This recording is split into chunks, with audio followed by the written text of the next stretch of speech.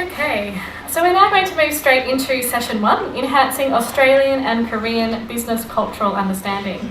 And the reason that we were really keen to make this a focus of today's event is to enhance our understanding of Korean and Australian business culture and to promote cultural understanding. To begin, I would like to introduce our first speaker, Daniel Burrows from Macquarie Group. Daniel has just returned to Sydney after 3 years in Korea, where he was the Managing Director of Macquarie Capital and Co-CEO of Reclean Holdings Limited, a renewable energy and environmental services business based in Seoul. Daniel therefore understands firsthand the importance of relationships in Korean culture and some of Korea's unique business practices, and is going to share some of his insights with us today and key tips that has helped underpin Macquarie's success in Korea. Please welcome Daniel. Thank you for that, Liz. And I won't start by trying to speak any Korean. I'll embarrass myself after the great introduction that you gave today. So first of all, thank you for having me here today, and thank you for letting me share some of the Macquarie story with everybody here in the audience. I would like to start by saying there's some great resources both on the Korean and on the Australian side to help those people in this room looking to do business in Korea. Kotra, fantastic organisation, does a great job helping people get into Korea. Similarly, Liz and the team, the Australia-Korea Business Council, do a great job. And also the folks over at Austrade as well. They've got a really good team on the ground, very good at helping you navigate getting set up in the market as well. So there's a real good government commitment to Australia-Korea business, high quality people that are involved in that process. So I'd encourage you to use that if you're considering doing business between Australia and Korea. So on to the Macquarie story in Korea. Macquarie Group is an Australian company. We've been around for almost 50 years now. We're an Australian listed company in financial services, asset management, providing financial advice, and we're in all of the main financial markets around the world. Some of the numbers for our business, I think our market cap is around 44 billion Australian dollars. We have about 14,000 staff around the world, and just under $500 billion of asset under management. One aspect, or one thing that we're particularly proud of at Macquarie Group, is our track record of almost 50 years of unbroken profitability. And that's a record that we're very proud of, and we like to talk about when we're talking to people about what we've done, both in Australia and around the world. And what underpins our business, we feel, is our culture. And there are probably 3 parts of our culture that permeate everything that we do. Now that's opportunity, in creating opportunity for our people, our partners, our clients around the globe. Accountability, we like to hold ourselves to account, but we like to make sure we're accountable for what we do and we're accountable for the actions of what we do. And integrity. Now there are 3 of the values that underpin the Macquarie business model and permeate each of the decisions that we make. When we look at that culture and what that creates, and when we look at 49 years of unbroken profitability, what we do have is a very strong focus on risk management. Now that's not to say that we don't get things wrong and there aren't mistakes that happen, but on balance across the portfolio of our businesses, that culture creates a very strong environment for risk management in understanding the risks we're taking. And the accountability component comes down to every single person in our business being responsible for the risks that we take. Not one particular department, not somebody else's responsibility, but everybody in our business being responsible for those risks.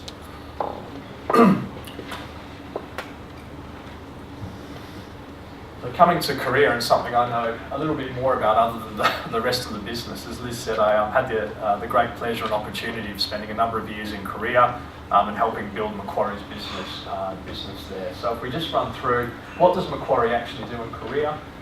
Within Korea, Macquarie operates 4 of our 5 operating divisions.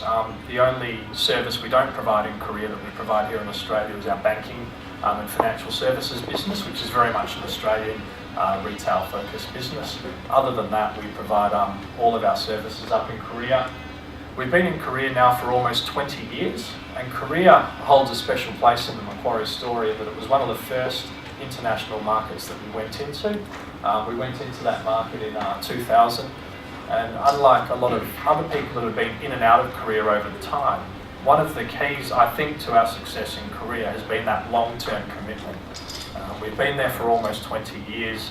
We've never left. We've had our ups and downs, but on balance, it's been a very good experience for us. And that's something that's been really important for our experience in Korea.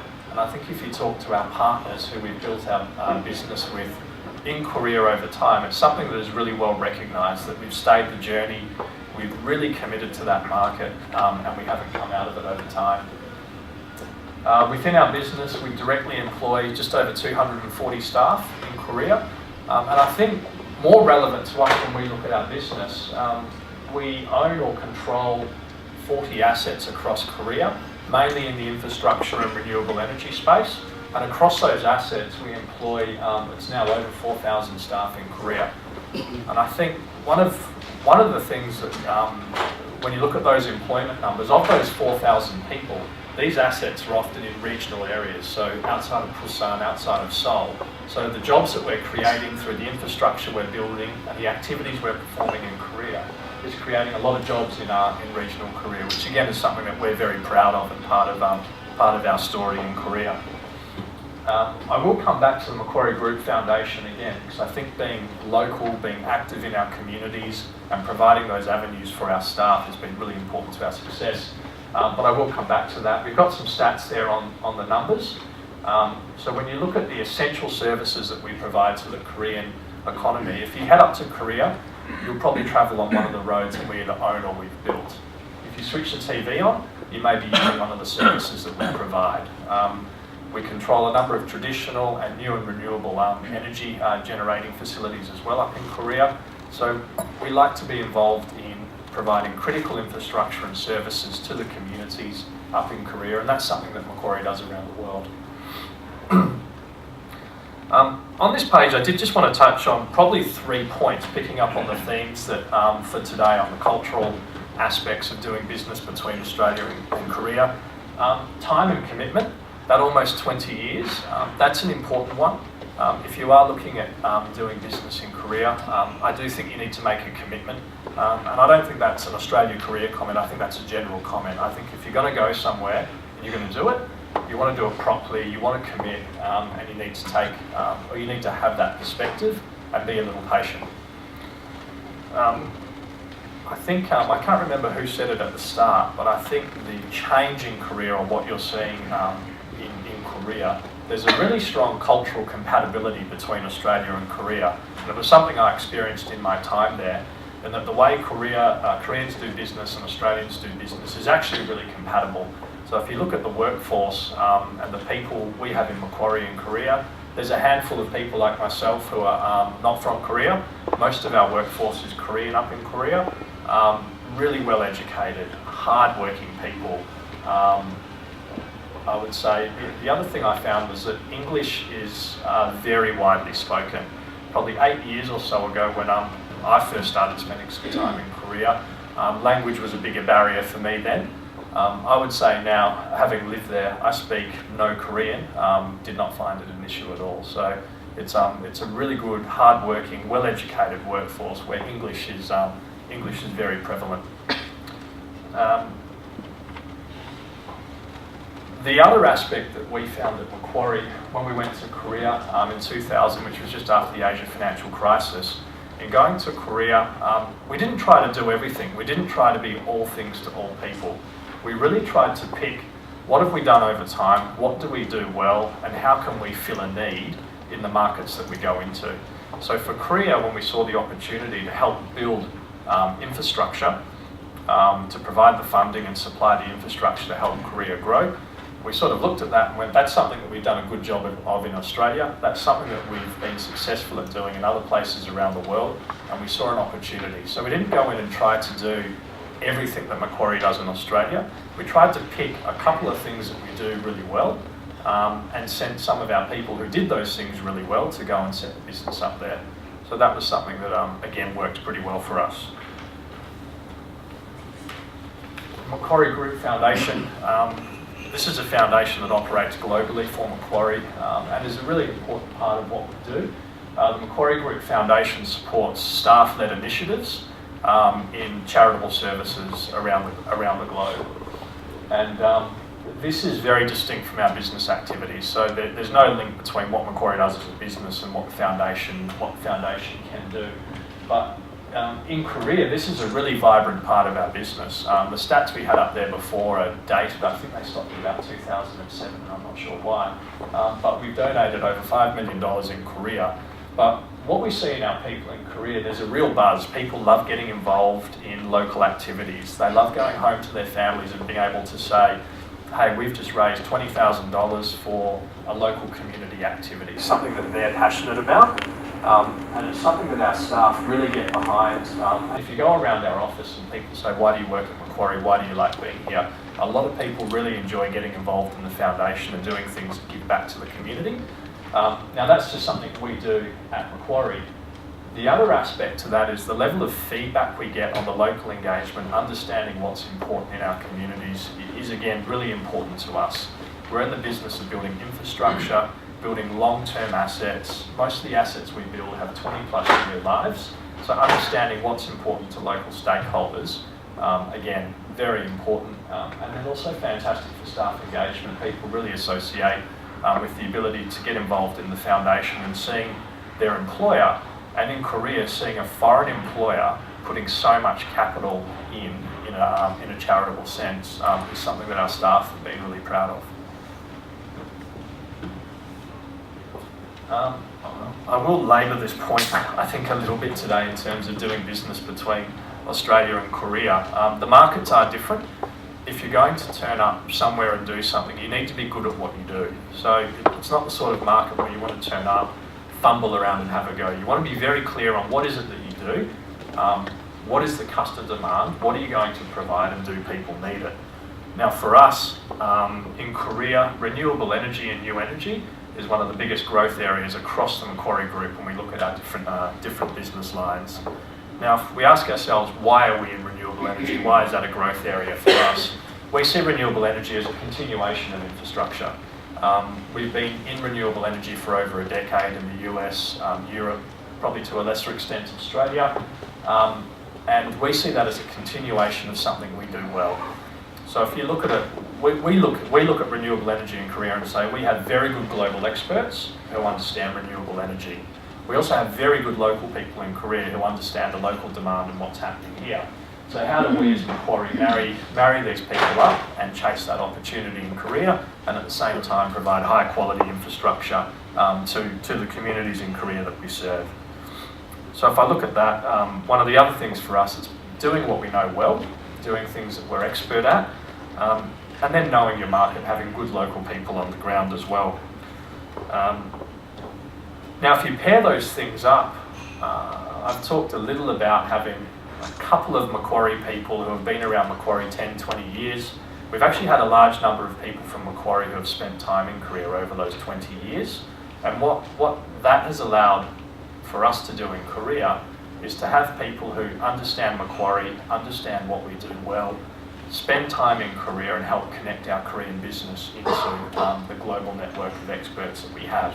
So it's been that level of diversity, but also respect for local custom and culture in understanding how do you be effective in Korea that's helped us grow our business in Seoul.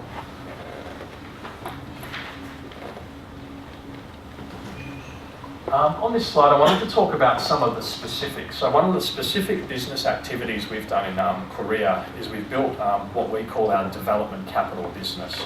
So what we did is we took our expertise up the risk curve, and instead of saying we're just going to buy infrastructure, we said we're going to start building, not just building infrastructure, but going even further up the risk curve and taking on greenfield risk. So developing projects from the start, developing land or buying and rehabilitating land to deliver infrastructure projects. For us, when we got into this, and I might just work bottom up here when we looked at why did we choose to get into that activity and how have we gone about it. The first bit there, strong alignment to public interest in policy. If you look at the policy objective in Korea, the renewable energy targets, I think it's about 20% renewable energy mix by 2022. I may have the numbers wrong, but there's a very, very strong policy push in Korea to hit their renewable energy targets, and that's something that we thought we could help with. So there was a need for this type of activity, and we also saw that this infrastructure did not exist, so it had to be developed and built. So we said, well, we know a little bit about this, there's an opportunity in this market, and we went in and we had a go. The second aspect, working bottom up, is international standards and workplace health and safety. So across our business, it doesn't matter where we operate in the world, we apply the same standards. So unless we're comfortable we can deliver a project safely and we can build it to the same standards that you could build something in Sydney, downtown London, we wouldn't build it in Seoul. So it's having that level of respect where if you look at the assets that we're building in Korea, we're very much building for the long term, and we're comfortable that they are assets that we will be proud of in any city around the world. I think also on the Korean side, I think the Moon government, one of their policy objectives is to halve the number of industrial fatalities as well. So one of the things we see we can help in the relationship is bringing some of the workplace health, safety and environment standards from Australia, which has fantastic standards, and taking some of those standards, practices and applying them in Korea and ultimately dragging up the standards in the industry as well. So that's something else that we felt that we could contribute there. Sustainability. As we built our development business and we looked at projects, one of the first questions we asked ourselves was, what do the local communities want? Do people want these assets? The next question was, can we build an asset that's going to materially improve the quality of life in this area? So when you're operating in a regional area and they have infrastructure or assets that can be disruptive to their amenity, we sat there and looked at what does this community have? What do they need? And are we comfortable that we can deliver something that's going to make this a better place to live for the people around the area? And then of course it had to be profitable as well. But that sustainable aspect was something that permeated each one of our decisions. And again, when you're building 20+ year life assets, you need to make sure you can have a good relationship with your community and it's something that the community will embrace and that your people are going to work there and are going to want to live in that community. Technology and innovation.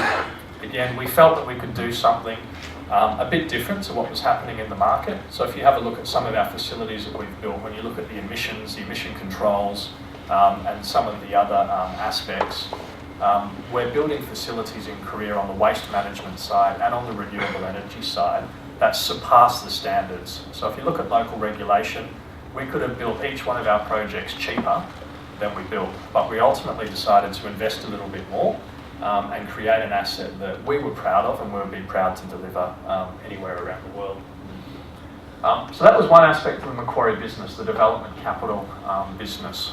We saw a need in the market, we saw that we had a level of expertise, but then we applied our own values in terms of going about it. We didn't say how do we build this as cheaply as possible, but we said how do we deliver assets that we will be proud of that will service the communities that we will ultimately serve. Again, on the expertise point, Macquarie Group, it was now almost 2 years ago, we acquired the Green Investment Bank from the UK government. The reason I've included this slide for this forum here, we picked up a number of assets, we picked up a number of other capabilities in acquiring that asset from the UK government. But one of the main things we picked up for our business that benefited Korea were 250 technical experts that had built wind farms around the world, that have built waste-to-energy plants around the world, that have built all sorts of social and public infrastructure around the world. Now, we do operate a global business. I've hosted most of the senior executive team of the Green Investment Bank in Korea, and they're a phone call away. So they spend a lot of their time helping us deliver assets in Korea. So when we have a technical issue, we want to talk about floating wind. How do we deliver floating wind solutions in Korea? We have some of the best people from around the world that we can pull in on those projects. The other thing that project, I think, shows is our ability to partner with government as well and to balance public and private interests. And that level of flexibility, I think, in doing business in Korea and saying, well, what does the government need? What does private capital need? What do local communities need? And how do you marry those objectives up? So this was, it was quite a large transaction. It took a long time to do. And I think it was a good example of being able to balance public and private interests. So coming back to Korea, and what has my own personal experience taught me and what have we learned on the Macquarie side, that within Korea we found that our partners have had really strong technical capabilities. The Korean people that we've worked with and our partners have been incredibly strong technically and can deliver projects best of breed around the world. So we work with our Korean partners not only on our projects in Korea but around the world. So Samsung C&T, we built the largest biomass plant in the world about a year ago in Teesside in the UK. We did that with our Korean partners. So we partner not only in Korea but also around the world. Technically really good. What I've also found in my dealings in Korea is really good partners. Macquarie's built its business in Korea based on partnerships and working with local people and local expertise as well. And we found that our Korean partners have been very good, very honourable, very trustworthy. They follow through and do what they say they're going to do. And one thing I spent a lot of time trying to juggle on the Macquarie side was the balance between highly Western documents and a more, I'd say, cultural and, I suppose, conversational approach to doing business. And I found that just spending more and more time with our partners rather than worrying so much about the document was far more valuable. Now, it's not to say you don't get your documents right, but you want to be shorter, you want to be briefer, and you want to focus on the specific things that matter, and you just want to spend more time together. And I personally haven't had an instance in dealing with anyone where I clearly communicated what was important to me and what I felt I could do and what they were going to do where someone has let me down. So I think that level of communication, don't bury it in the document, don't write a 100-page contract, like do what you need to do on the documenting side, but just be very clear on what's important to you and what you need. Korea has deep and sophisticated financial markets in Asia. Again, the Korean financial system is very well regulated, it's very well run, and you have good access to equity and debt capital in Korea. So it's a market that is very commercial, and you do have lots of funding and financial solutions as you look to build your business, both in Korea and abroad. So again, we work with our Korean partners and clients not only in Korea but also outbound as well. We work with a number of the Korean institutions and deploy their capital into projects that we build around the world. And then the final point here is Korea has good regulation and government policy, and this is a global comparative statement. Again, we've been there for nearly 20 years. Our experience with the regulators and the legal system has been there's a really robust and strong rule of law. You can rely on the contracts that you write. And I've also found that you can have a good level of engagement with the regulators as well. You can go in and have a conversation with the ministries. You can go and ask questions. You can meet senior people who will clarify things. And again, even if it is a grey area, they'll help you work through it. They'll help clarify the situation. And I haven't had an instance where that clarification has been incorrect or has caused an issue after the fact. So it's been a very good system. So I think in summarising and finishing up here, I'd probably like to start or end where I started in saying that Korea's been a great experience for us at Macquarie. I think one of the keys to that success has been turning up and committing to that market for the long term. We've sent over time a number of people who are 10, 20-year plus Macquarie people to help marry the global opportunity with the local opportunity, and we've stayed the course. So that time and commitment has been important. The other thing has been the partnering approach and the respect for the local customs. You need to turn up and listen and understand what people are really trying to communicate to you rather than just pushing your own agenda. And then for those of you in the room that haven't spent a lot of time up in Seoul or up in Korea, really use the government services that are available. Like as I said, COTRA, Liz and the team at the Australia-Korea Business Council, and then Austrade, really well resourced. And I found when I've dealt with other government institutions around the world, these are really good professionals, these are very passionate people, and they actually know how to cause action and get things done. So there's really good investment on both government side at a practical level with good quality people that will help you build your business. So on that, thank you all, and thank you for the opportunity.